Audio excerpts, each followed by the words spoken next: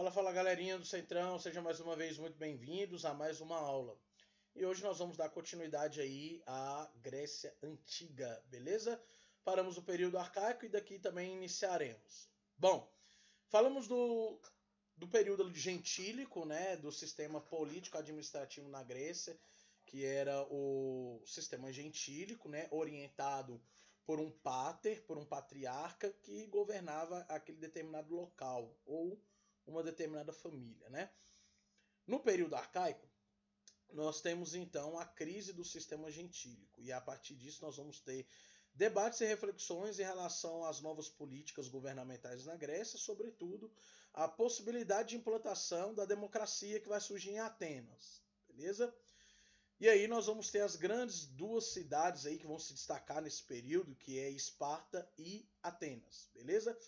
A sociedade espartana era conhecida, né, por ter exímios guerreiros, uma sociedade que era bastante dedicada às questões bélicas, às questões de guerra, né, e estava localizada ali na península do Peloponeso.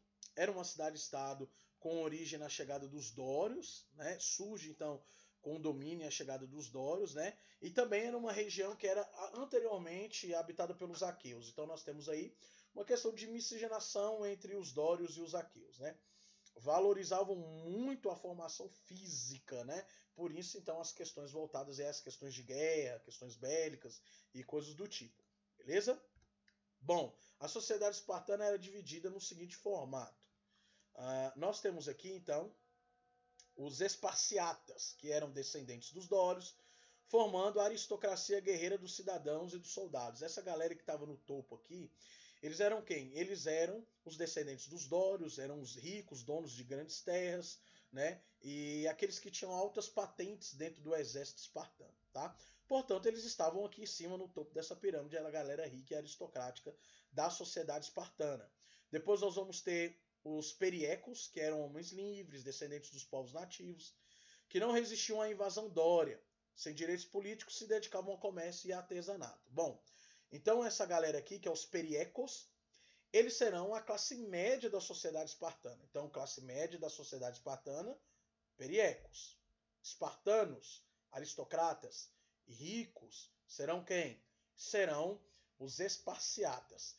Esses homens periecos, eles eram a sociedade média da sociedade espartana e detinham aí características relacionadas ao comércio, ao artesanato, agricultura, coisas do tipo, né?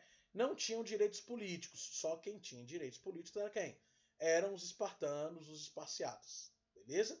Por último, nós teremos os heliotas, que serão aí a maioria na sociedade espartana, né? A maioria da população aí na sociedade espartana, né? Eram escravos, né? Que eram descendentes aí de outras regiões, né, eram capturados aí em guerras, né, prisioneiros de guerras e levados como escravos, né, e descendentes de povos nativos aí que tentavam resistir à invasão dos dórios, mas acabaram aí sendo dominados por eles, beleza? Bom, aí nós temos a política espartana, né, como se dividia aí a política espartana e administrativa. Nós temos aqui a diarquia, dos reis que exerciam as suas funções religiosas, militares e jurídicas. A Jerúsia, que era a Assembleia dos Anciões, né, a partir ali de 65 anos de idade, que alguém poderia, então, entrar na Jerúsia aí para quê? Para legislar, para elaborar leis. E a Ápela, que é a Assembleia dos Cidadãos, para eleger os membros da Jerúsia e retificar suas decisões. Então, a Ápela era elegia aí cidadãos que deveriam ser espartanos de fato, com mais de 30 anos, né? Eles legislavam, né, sobre as decisões aqui das leis que eram criadas pela Jerúsia, pela Assembleia dos Anciões, e retificavam também aquilo que era necessário, beleza? Já a diarquia era aí exercida pelos reis, né? Então nós temos aqui já uma questão bastante semelhante com a democracia, porque nós temos uma participação popular. Só que essa participação popular, ela só era direcionada a quem? Ela só era direcionada ao topo da pirâmide, só era direcionada para essa direção aqui, tá? Os periecos, eles não tinham direitos políticos, então esses dois cargos, a Jerúsia e a Ápela, eram divididos entre a aristocracia espartana, entre os homens da aristocracia espartana.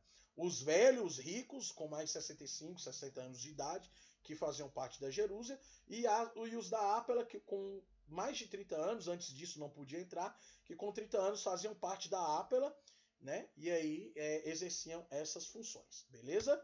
Bom, em Atenas, que é uma das mais famosas cidades aí do Império Grego, tá?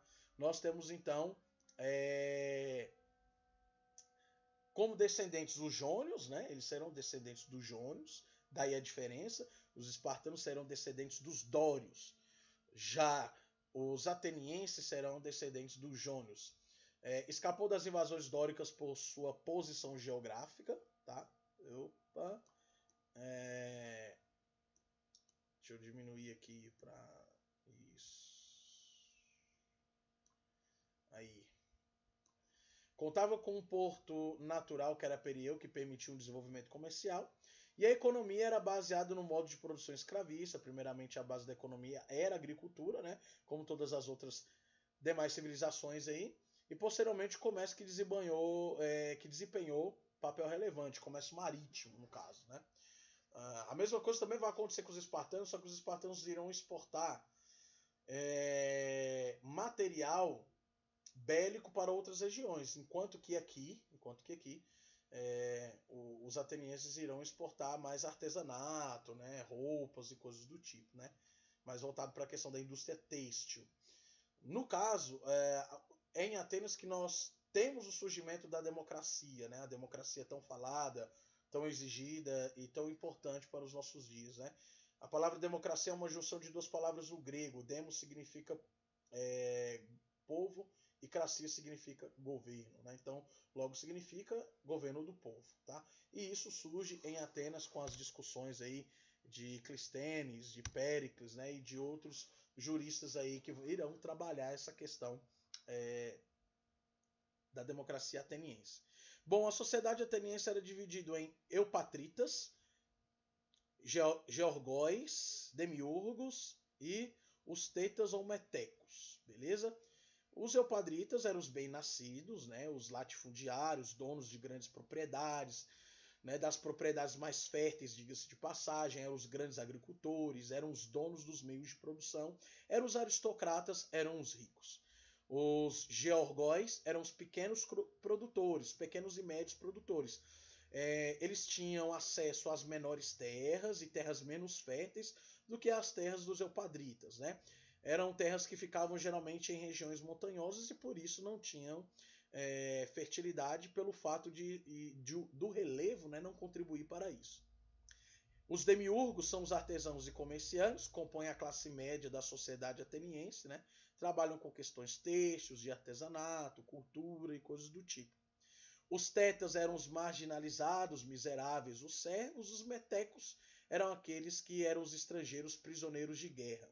Os tetas e os metecos, então, eram os escravos, beleza? E aí eles compunham a maior parte da civilização ateniense, no entanto, eram dominados. Então, nós temos essas classes, diferente das classes lá espartanas, né? Então, nós temos os eupadritas, os georgóis, os demiurgos, tetas e metecos. Cuidado, apenas para vocês não fazerem o quê?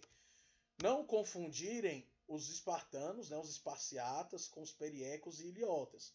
Essa classe aqui, toma nota, anota no seu caderno. Essa classe aqui é a sociedade espartana, era como era dividida a sociedade espartana. Aqui era como era dividida a sociedade ateniense. Eupadritas, georgóis, demiurgos, tetas e metecos. Beleza? E aí nós vamos ter as reformas jurídicas em Atenas, que é com Drácon, Solon e Clístenes, que irão implantar a democracia ateniense, a tão famosa democracia, a participação popular na política. Logo, essa participação popular ela será concentrada nos membros da aristocracia ateniense. Obviamente que a galera ali, que os georgóis, metecos e tetas, não terão direitos políticos, né? Essa é uma discussão, né, que irá evoluir com o tempo até haver uma participação popular em relação à política, né?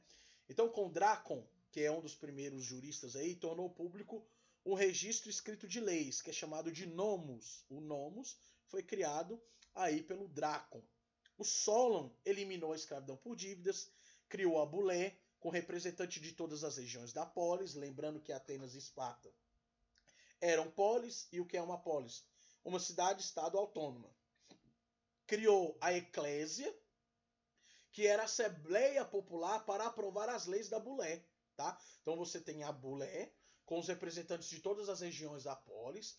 Depois você tem a eclésia, que é a Assembleia Popular que aprovava as leis. Então aqui nós temos a hierarquia legislativa criada por Solon, que irá gerir a administração pública de Atenas, tá? E por último, os Elieus, que era o Tribunal de Justiça, né?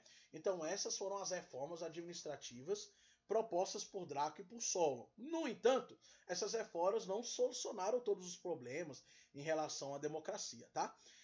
A bulé, a eclésia e o Elieu são os órgãos da administração ateniense, que visam então trazer maior democracia às discussões políticas e administrativas, tá? Aí nós vamos ter Pisastro, que promoveu um golpe impondo aí uma certa tirania, e aí nós vamos ter, né, uma questão bastante complicada em relação a quem? Em relação à própria democracia que estava surgindo, né? Porque aí nós vamos ter a chegada de um novo rei que vai se opor a essas questões. Mas aí nós temos um outro reformador que é Clístenes, né? E aí Clístenes implanta a democracia quando ele chega ao governo, ele implanta a democracia ateniense entre 510 a 507 a.C., com a crise social equilibrada por meio da política de Clístenes. Posteriormente, Péricles pôde governar uma Atenas mais forte politicamente por conta das questões desenvolvidas aí em relação à democracia que ele plantou, beleza? Então, democracia ateniense, como era dividida? Demo, povo, e Kratos, poder, né? Direta e não participativa. Então, Clístenes organizou uma população dividida em 10 tribos. Cada tribo enviava 50 representantes para Bulé, cujo número foi aumentando para 500 membros. Esses representantes exerciam o governo de Atenas por um mês em forma de rodízio. O ano ateniense era dividido em 10 meses. Todos os cidadãos atenienses participavam da Assembleia Popular, que era chamada de eclésia. Tá bom? E aí nós vamos ter a questão do ostracismo. Quando os atenienses consideravam que determinado cidadão era uma ameaça para a democracia, ele era submetido a uma votação. Os eleitores escreviam o nome da pessoa num pedaço de cerâmica chamado de ostra, do grego ostrono. O sujeito que tinha o nome mais votado era então condenado ao ostracismo. Isso significa que ele deveria se afastar de Atenas por 10 anos. Então isso é ostracismo, tá? Anotem esse conceito que ele é importantíssimo. Então você tem um cara que era lá contra a democracia, ele era votado, né, através dessas ostras, né, nesses pedaços de ostras, era votado. Se ele fosse julgado, ele tinha que se afastar de Atenas por 10 anos, tá? Isso em caso se ele fosse contra a democracia, beleza? E aí nós temos o período clássico grego que enfrentam, né, os gregos enfrentam e vencem a guerra contra os persas, né? E aí as várias guerras civis enfraquecem os gregos, permitindo que fossem dominados pela Macedônia. Esse é o último período do Império Grego, né? Que é quando aí nós temos aí o enfraquecimento do Império Grego, aí nós vamos para a helenização, que é quando eles são dominados pelos macedônicos de Filipe II e Alexandre o Grande, né? E é quando a Grécia está envolta em grandes guerras, e aí é quando o Império Grego cai. Só que o Império Grego cai, mas ele acaba conquistando, né, outros impérios com sua cultura, com sua religião, né, com os escritos filosóficos e coisas do tipo, tá? Por isso, então, nós temos esse enorme legado do Império Grego. Tá bom, meus queridos? Então é aqui nós encerramos mais uma aula sobre história e essa aula sobre Grécia Antiga. Um grande abraço a todos vocês e até a nossa próxima aula, beleza? Bons estudos aí para vocês.